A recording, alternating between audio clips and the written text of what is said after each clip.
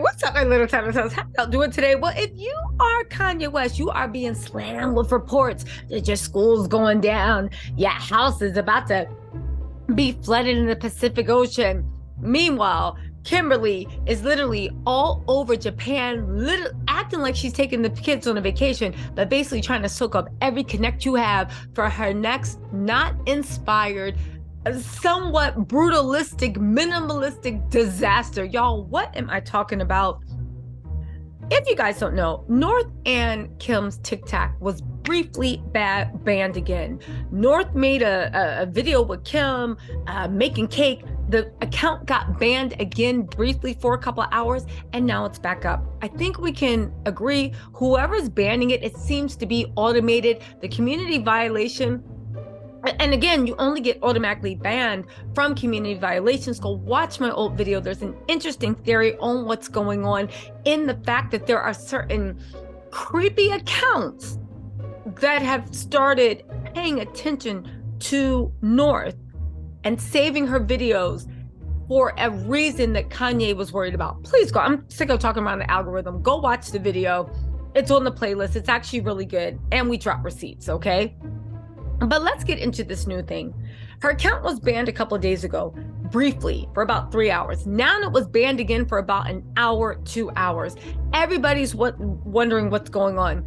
Does no one find it odd that every single time Kim and North's account gets banned, TMZ is posting something about Kanye's school?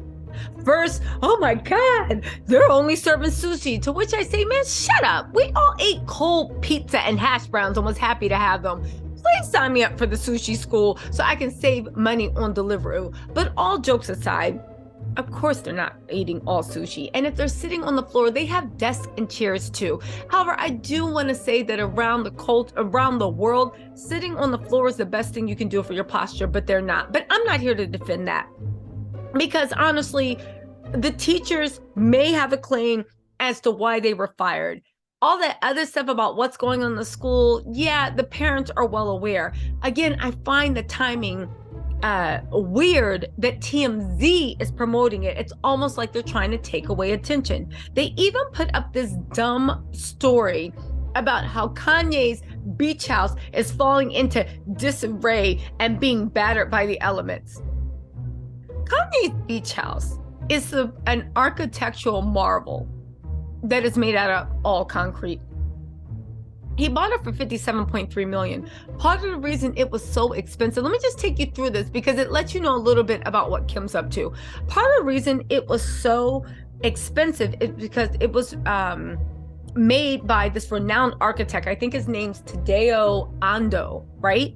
He is, I think, Osaka's most famous architect. He is a big deal in Japan, but not even that, just in the architectural world. To me, his stuff looks very brutalist. I'm not into brutalism at all.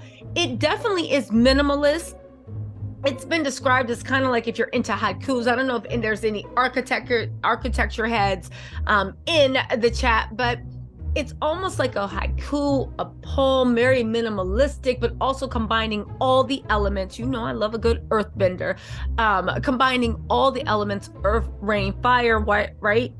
In it. But it also, to me, it's brutalist, not hardcore brutalism, but minimal brutalism. Why is that an issue? Because like with all architects, Kanye saw that house and he was in love with it. Okay, but I think what's going on is Kanye is in a different era. The things he liked a year ago or last year, yeah, he can still appreciate, but it's not where he wants his home. Let's not forget that he took forever to finish him and Kim's home. Literally almost plunged himself into bankruptcy to finish that home that he ended up giving her. And why did he do that? Because you know, Kanye, when he's not feeling something, he's not feeling something. That whole home, it was mildly brutalist concrete on the outside. In the end, it was kind of like warm brutalism, if that makes any sense. He completely gutted the inside. The inside was something that even the CEO of Goldman Sachs, who was the last owner, said that it was something like, it's like a Picasso. The house itself and the interiors are a work of art, and they're very, very rare. Kanye took a house that he paid $57.3 million. Most of it is because who the designer was and what and gutted the whole thing out. It's made of concrete, and he had a new vision. We know that Kanye needs to be inspired for his vision. Now, it could be that these reports about the house going into disarray and stopping because Kanye doesn't have the money to finish, that could be true. But can we stop acting like for 10 seconds, Kanye is not just on his own time when he rips stuff out until he feels inspired? This leads me to my point. Kanye, it seems like, is going into a new era. The things that inspired him before, the aesthetic that really got him going before, it no longer triggers him. It no longer inspires him. That's why he took that $57.3 million house, which again, half of that was because of the designer and the interiors and whatnot. It was an architectural marvel, and gutted the whole thing. Okay? Why is that important? Because even though Kim was very, very busy showing Japan all this to the kids, she still is Kanye adjacent, as somebody actually pointed out, right? A source that knows Kanye, knows of Kim, right? She's still very Kanye adjacent. What does that mean, right? It means that even though she keeps saying she wants to be free of Kanye, she still uses the same people Kanye uses. Even so, when she was in Japan, she even met with Tadeo, right? And she actually posted proudly, met with the master himself, Tadeo Ando, to review and discuss a dream project we've been working on for the past 2 years. Now, I want to say one thing. Kim has little creativity, little imagination. You can tell by the way she dressed, she doesn't know what's hot. It's no big deal. For the girlies that gets it, they get it. For the girlies that don't, that's Kim. That's no big deal, right? Doesn't make her a better or worse person. But we can agree that her instincts on fashion, design, and everything else, they're at worst tacky. At best, they're always like once somebody else points a trend out, and then Kim rides a trend until it dies, until somebody gives her another trend. Usually Kanye was the one that gave the trend. She started this 2 years ago.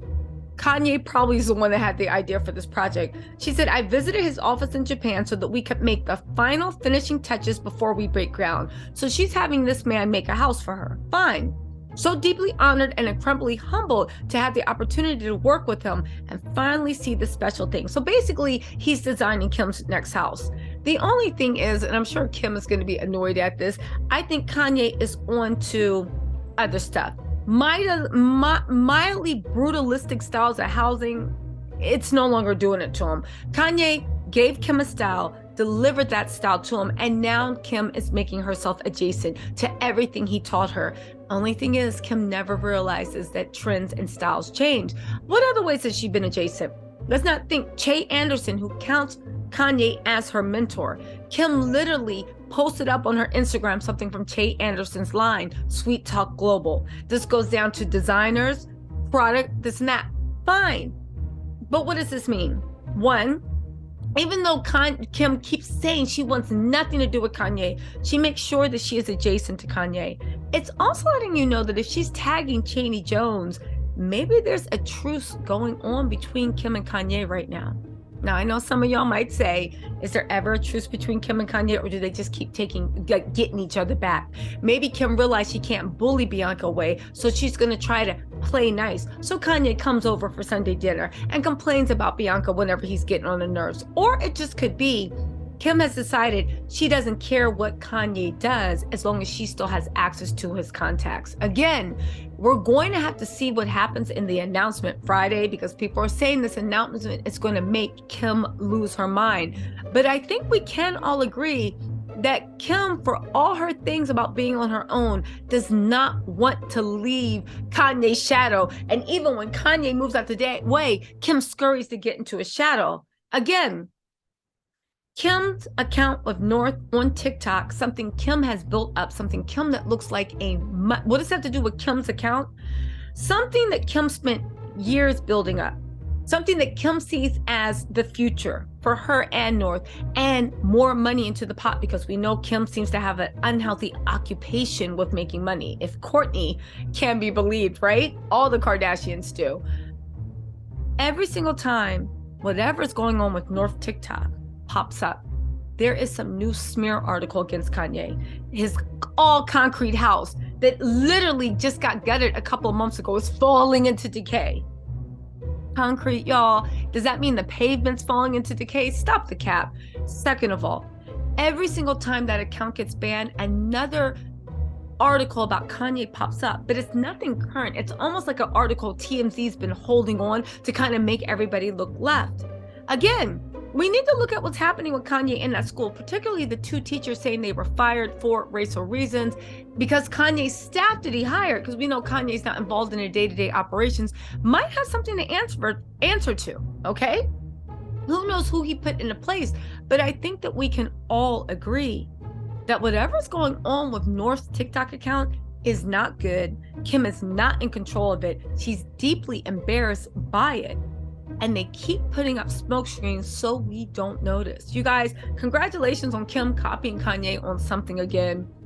I want to know what's going on with that TikTok account. And let's see what happens with this court case with Kanye and the teachers, because we know TMZ is going to 100% cover it, okay? Anyway, y'all, let me know what you think in the comments, and I will talk to you later. Bye.